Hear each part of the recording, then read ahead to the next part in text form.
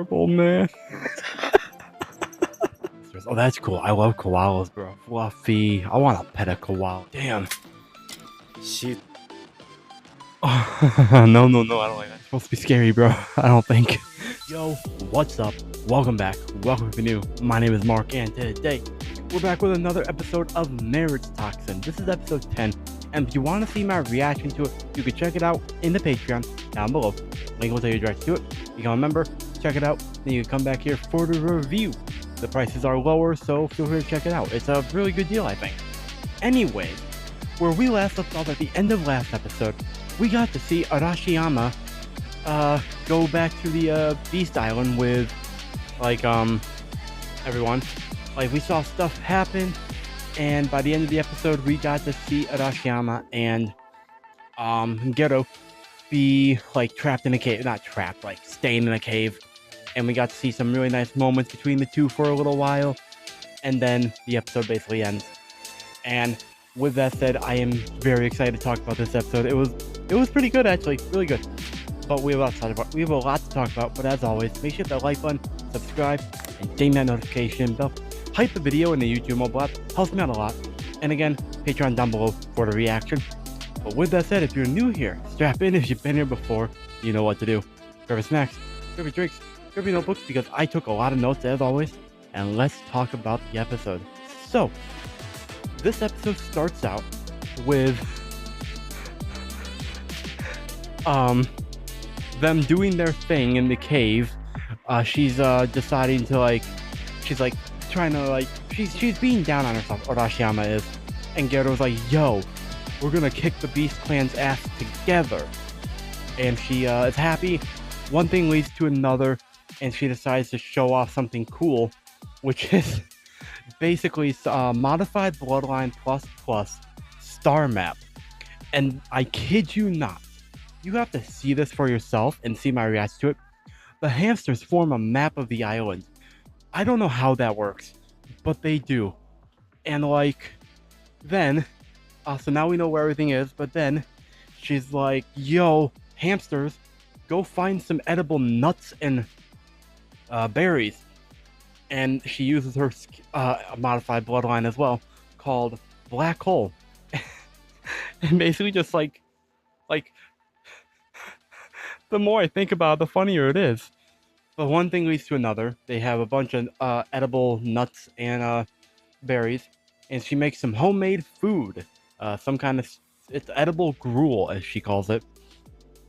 And she tries to make Hikaru eat, but unfortunately, Hikaru, this is where we get into a little bit of trauma. Hikaru, as he's laying on her lap, his head's still on her lap, and she's holding out the spoon, trying to get him to eat it. He's trying not to, but also trying to. It's a little interesting, because we get to see a little flashback to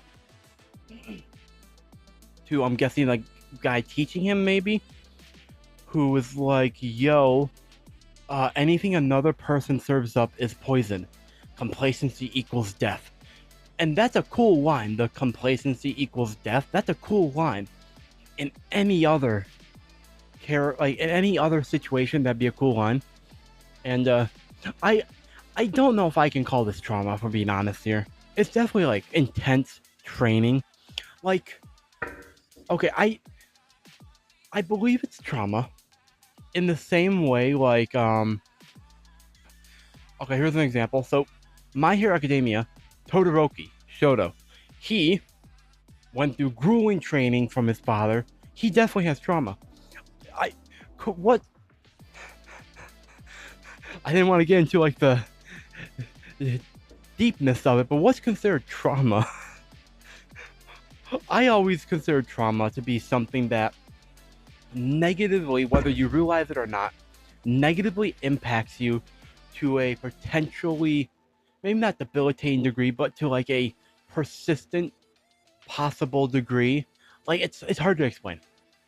Anyways, I don't know if this is trauma or just intense training, but I'd call it trauma, especially because he was young. And one thing leads to another, though. He overcomes his instinct / trauma / training and eats the food. And he says, this is good. And unironically, I believe that he means it. I believe he means that it's good when he says it's good. And Arashiyama's happy too, so I'm happy that they're both happy. And then that's when we learn about a little bit more about Arashiyama and her backstories, where this is something that her big brother would make before he up and vanished. I asked the question of why, and Hikaru asked why it tastes so good. What did she do that's special to it? But she said nothing unusual. But she did pour her thoughts basically of him into making it, which that's cool. And moving back to the brother, I am curious as to, hold on, I'm looking for a certain thing. Okay. But I am curious what happened to the brother. So I have thoughts. I have two I don't know if I'd say theories per se. One's kind of a theory. One's also like a I hope this isn't true, but it kind of probably is, possibly because of what the show is. But anyways, the first theory I have, him up and vanishing, my guess is it probably wasn't voluntary to an extent. And the reason I say it probably wasn't voluntary is because they look like they were close enough that I don't think he would leave without her if he chose to get up and leave, unless like he felt he had no other choice to protect her, sort of thing. But that's the first thought. My second thought really is, was he now this is gonna sound out there, so hear me out. Let me tell you my thoughts, and like don't interrupt me.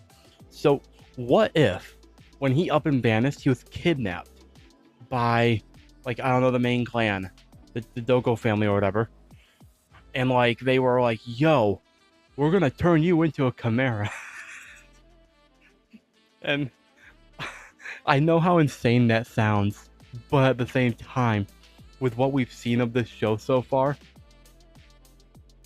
I think it's possible that he could be turned into a chimera, and that's why he up and vanished one day. But again, that's out there. I do think we're going to see the brother again, and the only reason I know that, I'm like almost confident, is because the voice actor for him, from what we heard of him, I don't know the name of the actor. I unfortunately don't know a lot of the names of the Japanese voice actors, unfortunately. But what I do know is that I recognize the laugh. And that's the laugh. That laugh usually goes to, that voice / laugh usually goes to characters who are not one-offs. We will probably see him again. But of course there could be an exception, and it just happened to be a secondary character we see one time this time, and that's it. But I don't think that's the last time we're going to see him. We're going to see him in the flesh, one way or another. I just have a strong feeling on that. And so anyways, moving on, they eventually go to sleep. They're sleeping like one side on the other, and Hikaru, he sneaks away and goes outside. At first I thought he was gonna like leave the place, leave her, and be like, yo, I'm going on my own. But nope, turns out there's an ambush at the cave, and a bunch of koalas are there with their masters. And at first I was like, oh, they're adorable, I want to pet them, because I do want to pet the koalas at least once. They look fluffy. I want to see how fluffy they are. But then they got very scary very quickly in that show, bro. Like they got all like, I don't want to say human-like, but they like were growling almost. Maybe not growling per se, but they were like deep, serious, tough-looking bastards.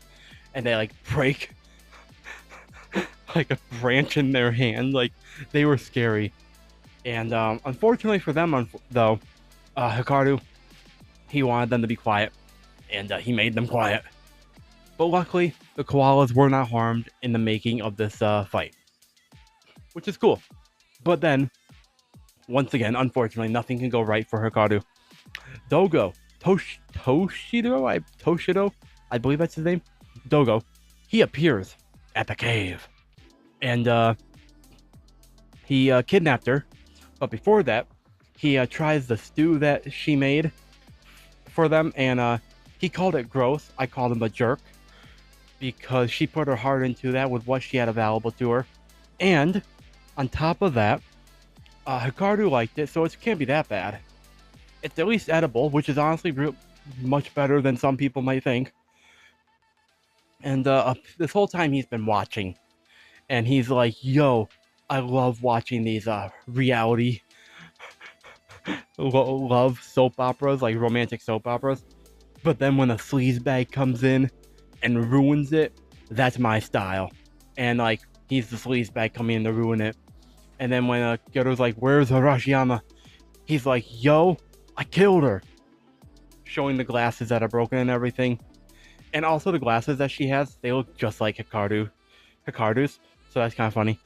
And there's a deeper thought to that, but we'll get to that later. But he's like, I killed her. Gets up close. Huh, what are you gonna do now? But then he's like, I'm joking. And I will say, I genuinely, if I did not know how this show would go to so far, like if I didn't know how it would go, how the like setup is, I might actually believe him. He was convincing.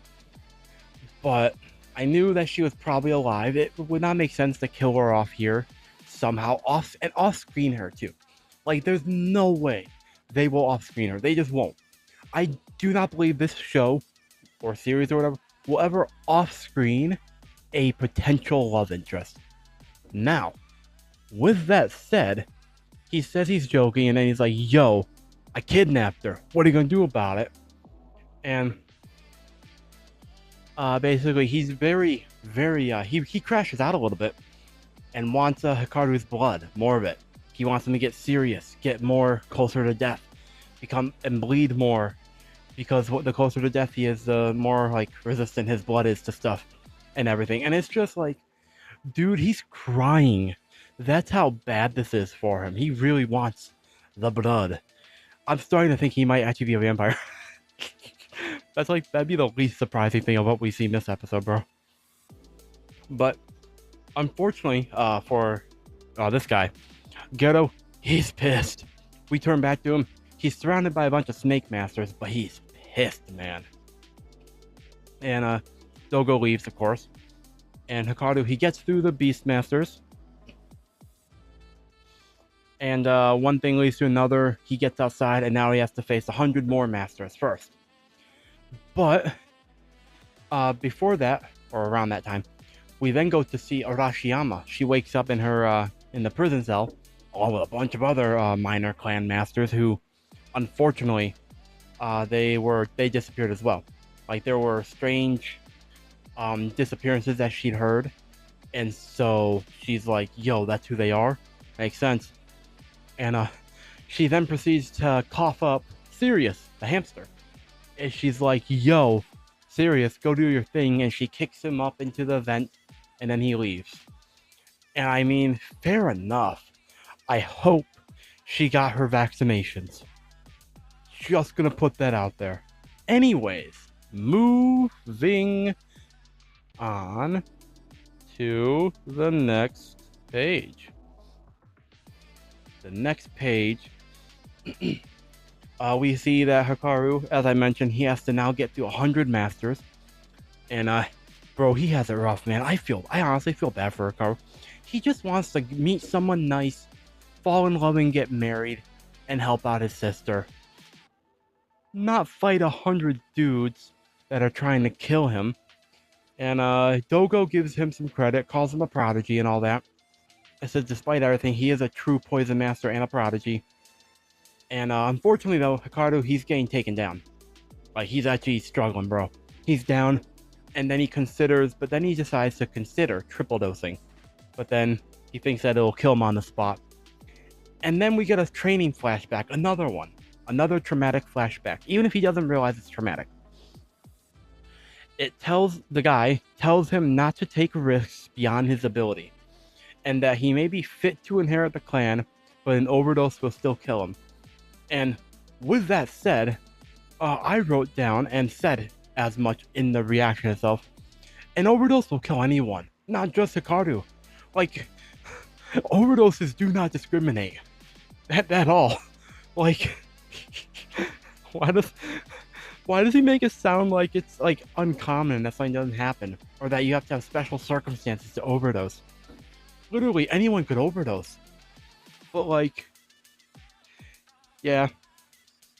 But luckily, before anything goes further and he has to decide something, he's saved by the Water Master.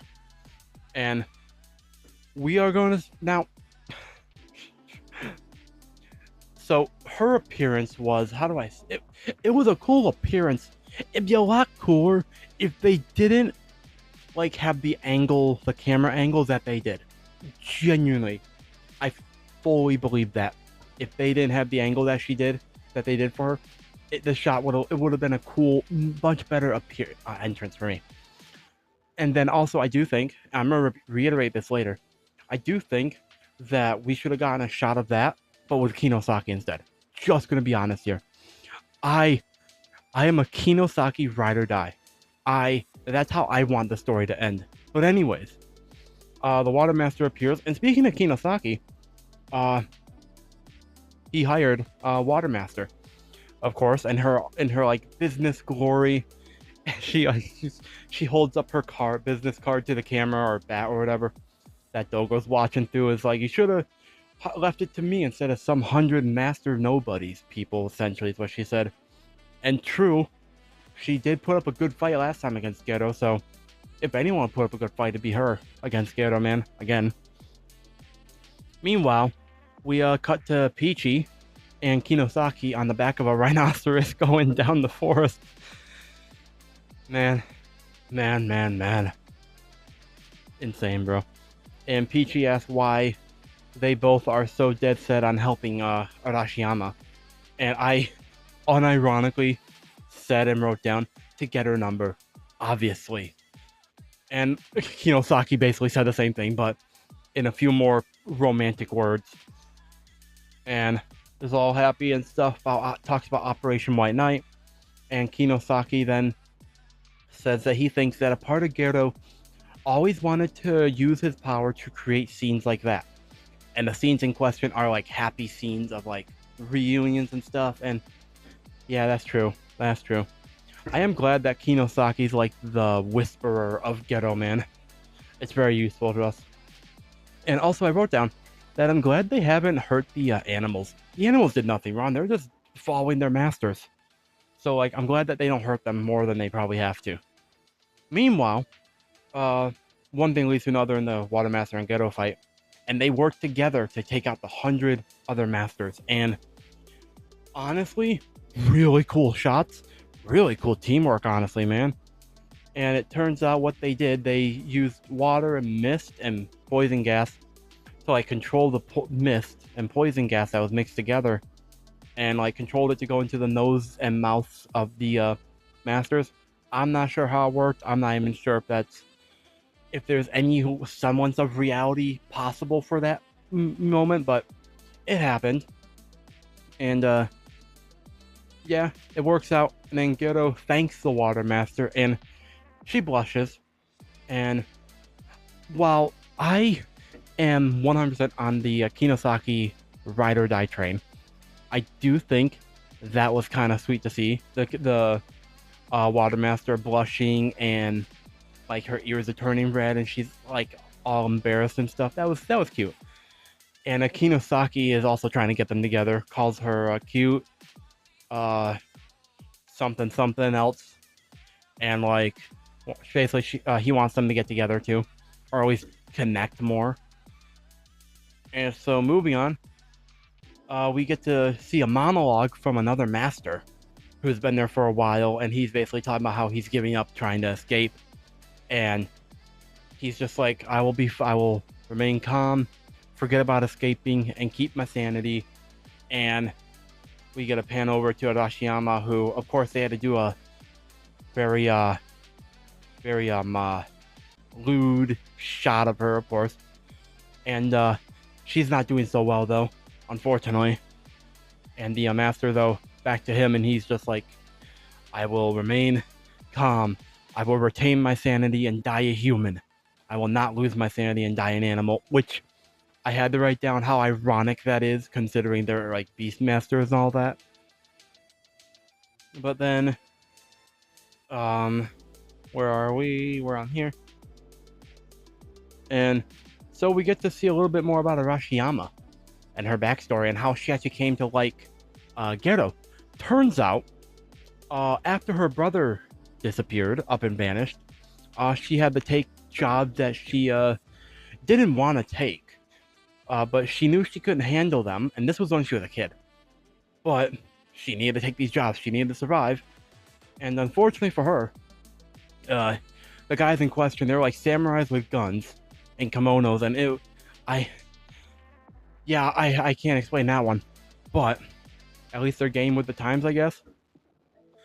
But they were about to force her to take a drug that will be addictive and cleanses the organs so that they can harvest them. Literally, they were going to harvest her organs.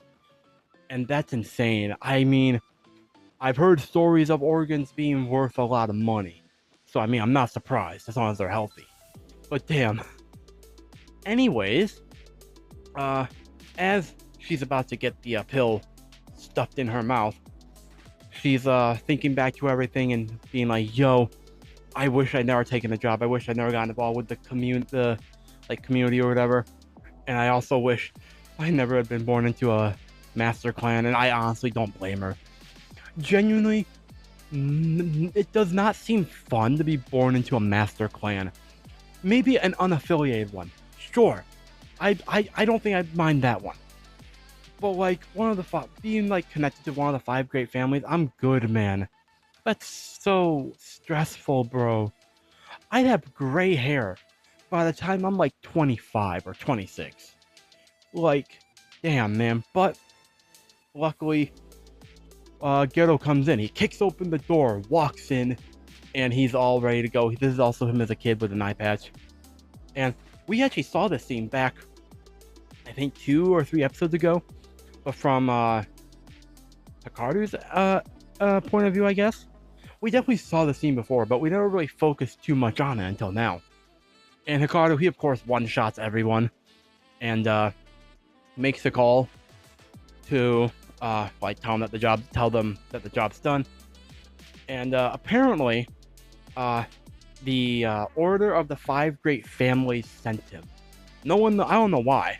I want to know more about the 5 Great Families, honestly. I want to know more about how they operate. If they work together at all. I want to know more. But Arashiyama goes to thank him. And he's like, don't get it twisted. I didn't do it for you. I just did it because I just came here because that was the job. And most people would probably be a little put off by that. But Arashiyama, nope. She's like, yo, he's so cool. And that's when, then and there, she decided to become his #1 fan. And honestly, fair enough. That's fair. I don't blame her, bro. Because he was pretty cool. And so the glasses that she has that kind of look like his makes sense now. This honestly makes sense why she's so attached to him.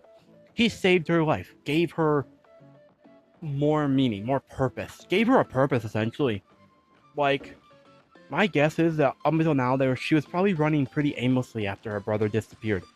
But now, she has a purpose. To be his #1 fan. And she can't die before she fulfills that goal. So she can never die until Hikaru dies. Sort of thing. That's what I think, at least. And luckily, all hope is not lost.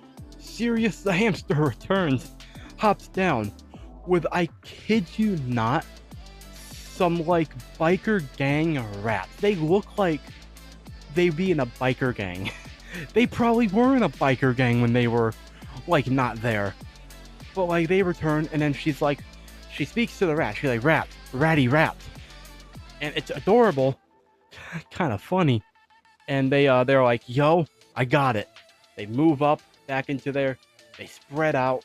And she uses her modified bloodline, Hammy Rat Radio.